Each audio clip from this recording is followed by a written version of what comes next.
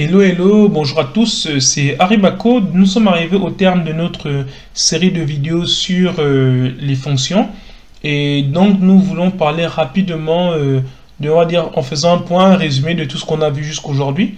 On va d'abord venir rapidement sur le fichier function, voilà, .py. De quoi avons-nous parlé? On a commencé par définir des fonctions.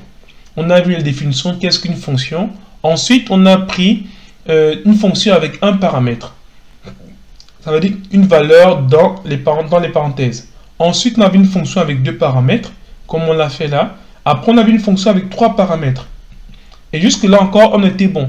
Maintenant, on a vu les fonctions avec maintenant des paramètres par défaut. Donc, on a vu comment définir un paramètre par défaut. Voilà. Et on a vu là maintenant aussi comment mettre un élément facultatif dans une fonction. C'est-à-dire que si on n'a pas cet élément, bah, on ne le fait pas. Si on l'a, bah, on l'utilise. Et donc, après ça, qu'est-ce qu'on a fait d'autre? On a vu comment on pouvait mettre des dictionnaires dans des fonctions. Donc, on a défini des fonctions et mettre des dictionnaires. Là, ensuite, on avait mis maintenant comment appliquer une fonction dans une boucle while. Ensuite, on avait vu comment faire l'inverse, donc appliquer une boucle while dans une fonction. Et jusque-là, on avait vu un peu tout ce qui était concret. Ensuite, on avait vu comment importer, comment faire une fonction avec plusieurs paramètres.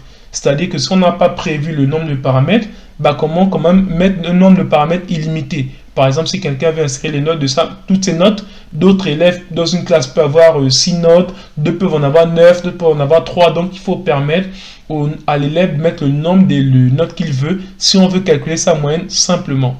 Et ensuite, on peut rajouter les coefficients et ainsi de suite.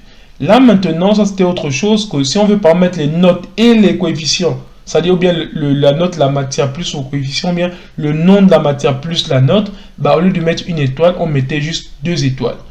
Jusque-là, on avait fait tout ce dont on avait besoin.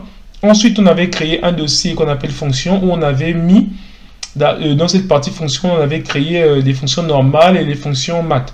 Et toutes ces fonctions avaient été appelées dans un dossier qu'on appelle main, où on avait vu comment on pouvait importer les fonctions d'une certaine manière, une à une. On avait dit que comme c'était trop long, on pouvait importer toutes les fonctions juste avec le dièse. Et maintenant, dans la dernière partie, c'est qu'on a fait ici, on a pris cette manière de, on va dire, de nommer les fonctions. Et ensuite, on les avait importées aussi là, de façon plus simple, parce que c'était moins compliqué que lorsqu'on avait utilisé sur main ici, qui mettait de ces fonctions. Pourquoi? C'est aussi parce que on était dans un dossier fonction. Ici, là, maintenant, on a mis directement un truc plus simple. On décidé de mettre le fichier.